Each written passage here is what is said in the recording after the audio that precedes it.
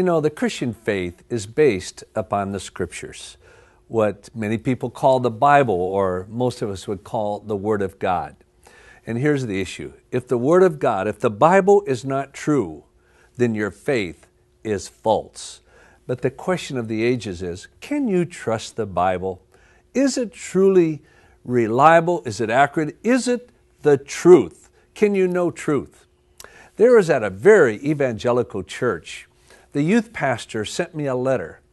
And at school, they'd ask one of his students, a young lady who was one of his top students, and her parents were deacons and elders in the church and leaders, and they asked her to write a column on truth. And this is what she wrote, and he sent it to me. Listen carefully. What is truth? Is it always the same? I don't think so. Truth changes constantly with time. It always varies from person to person and from different circumstances.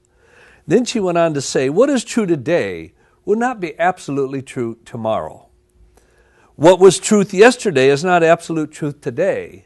Then she concluded, quote, therefore, there is no absolute truth. Now, the first thing I would ask, you sure your statement is right? If you say there is no absolute truth, well, that's an absolute statement about truth. But does truth change all the time? You know, around the world, probably the biggest illustration I get is this. Well, of course it changes all the time. I'll say, well, give me an example. Well, people used to believe the world was flat.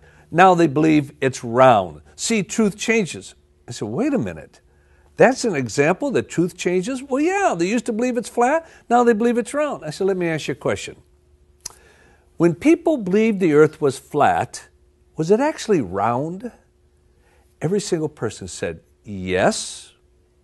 Then when they came to believe the earth was round, had it always been round? Well, yes. I said, wait a minute. Truth didn't change. Your perspective of truth is what changed. The truth that the earth was round was always true. It's how you perceived it that changed. And what changed it? Two things. They examined the facts. They started with the stars and all. Said, wait a minute, there's a curvature to the earth. And then personal experience. They would leave in their ships and they would go all the way around the world.